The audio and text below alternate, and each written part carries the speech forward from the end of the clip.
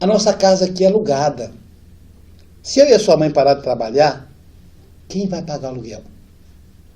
Quem vai pagar a água? Quem vai pagar a luz?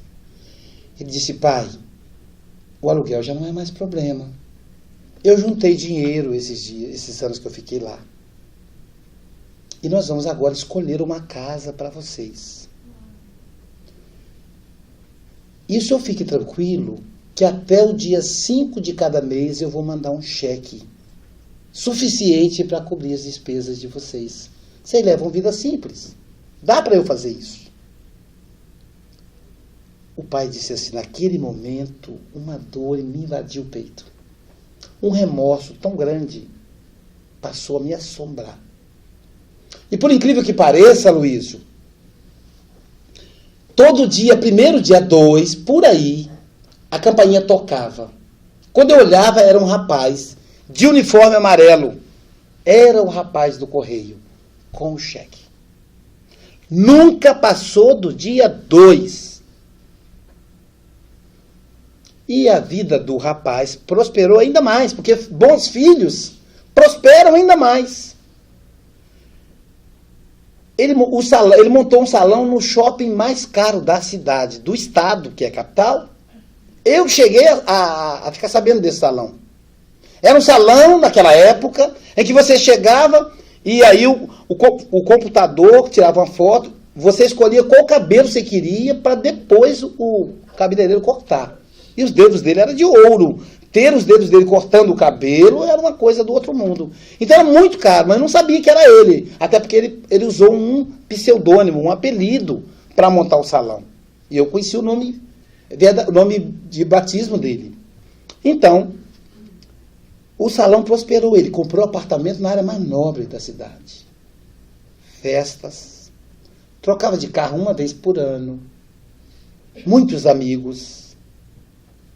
Namorados. Década de 1980. Dá para imaginar o que aconteceu?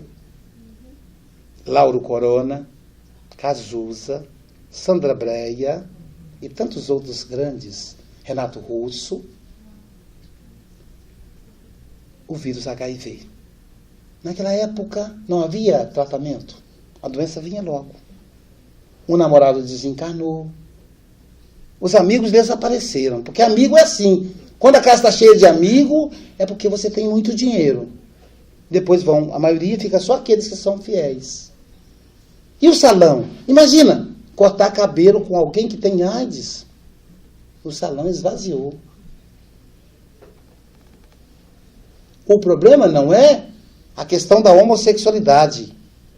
É se perder na sexualidade. Que acontece com o heterossexual também, porque alguns desses nomes citados eram héteros. Então a questão não é que é homo-hétero. As manchas começaram a se manifestar. E aí ele procurou um médico que cuidava dele há 10 anos. O médico disse assim, olha, essa não é uma consulta, é uma nossa última conversa. Eu imagino que você tenha mais 3 meses de vida. Como amigo, não como médico, se eu fosse você, eu venderia tudo que eu tenho aqui e voltava para o interior. Porque nessas horas, a família é que conta. E ele fez isso. Vendeu tudo. Voltou para casa. Quando chegou em casa, o pai recebeu, ele disse, quando eu olhei na porta, eu tomei um susto. Você lembra dele, Luiz? Eu lembro. Ele ficou um homem grande, bonito, puxou o pai. Mas não era mais aquela pessoa que eu via. Era um esqueleto, coberto de pele. Eu fingi que não percebi a cena. Disse, meu filho. Ele disse, papai, posso voltar para casa? Claro, meu filho. Minha joia, a casa é sua. Não, pai, a casa é nossa. Aí veio as irmãs, aquela festa. Uma disse, não, vai ficar no meu quarto. A outra disse, não, é no meu. Enfim, tudo foi resolvido. As duas ficaram num quarto e o outro quarto ficou com ele. 2 camas. Durante o dia, a mãe cuidava. Durante a noite, era o pai. E ele disse, eu que sou uma pessoa rústica, tive que fazer curso de primeiros socorros, aprender a aplicar injeção, porque os médicos e enfermeiros não tocavam nele. AIDS, se acontecer um acidente com objeto perfurante, então ninguém tocava, era ele que cuidava. Então, fazia curativos, etc. Ele disse, eu que sempre tive o sono pesado, fiquei com o sono leve. Bastava um tossido do meu filho e eu pulava em pé. Numa noite, ali pela 00:30, 1h da manhã, lá na madrugada, eu escutei uma vozinha assim, papai, fraquinha. Pulei em pé. E disse, o que foi, meu tesouro? Assim que eu chamava. Ele disse, papai, eu quero conversar com o senhor. Podemos conversar? Eu disse, claro, meu amor. Aquele homem bruto agora chamava o filho de meu amor. Sentei-me na cama dele, pus a cabeça dele no meu colo e disse, diga, meu filho. Ele disse, pai, eu quero lhe pedir perdão. Perdão por quê, meu filho? O senhor teve 2 filhas.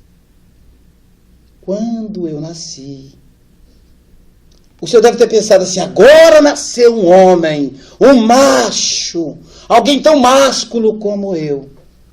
Aí veio eu, papai.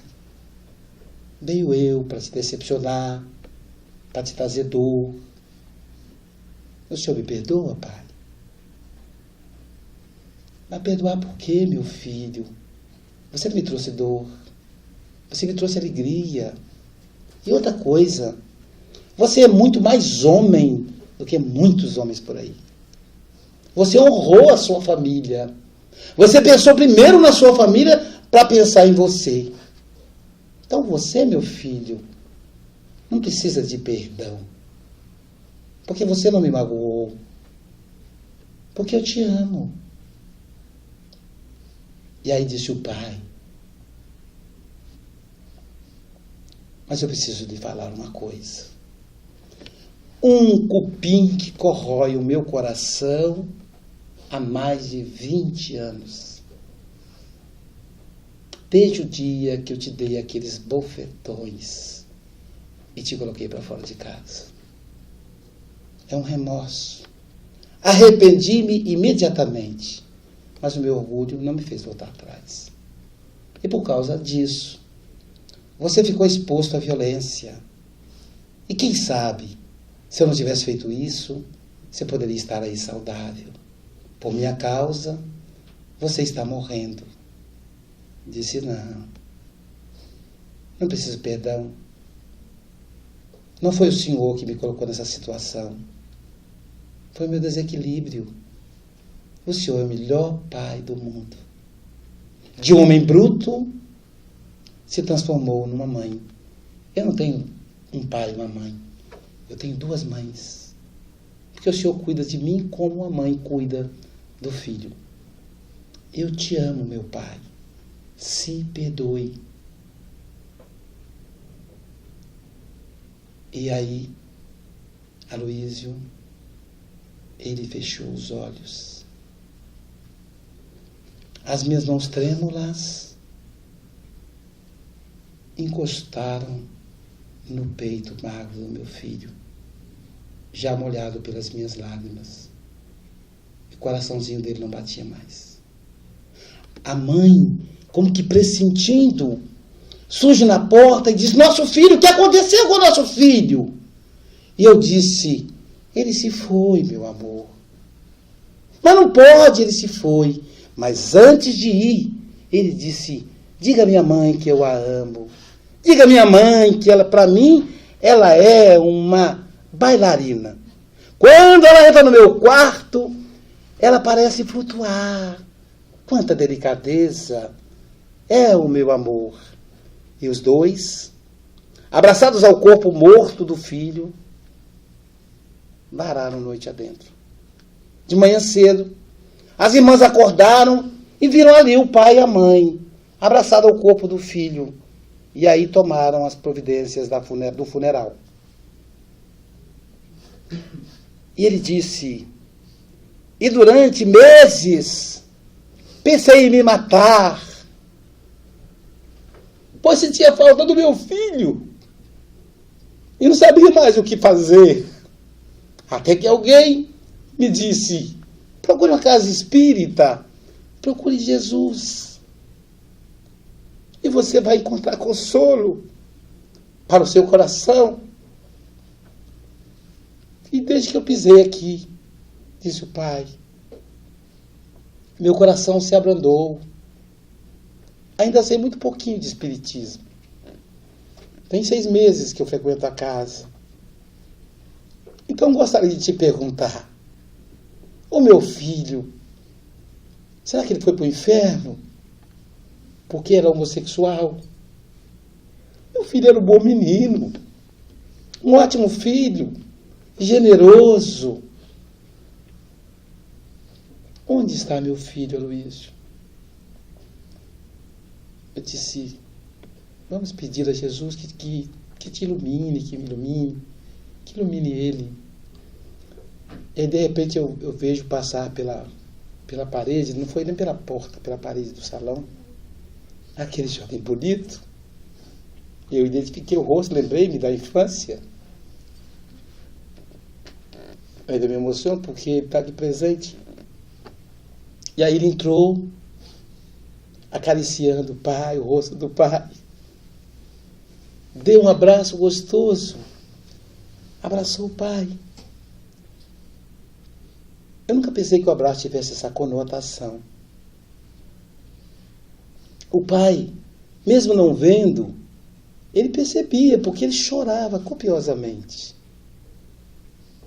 O coração do filho, o perispírito dele, era um corpo feito de pontos de luz, como se fosse neon, verde claro, um verde quase cana. E eu vi o coração pulsando, o coração de luz. E o coração ficou em frente ao coração músculo do pai.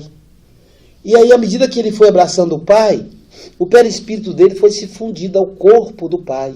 E os dois corações se fundiram. E aí eu pensei, bendito seja o Espiritismo, que nos apresentou Jesus, o verdadeiro terapeuta das nossas vidas.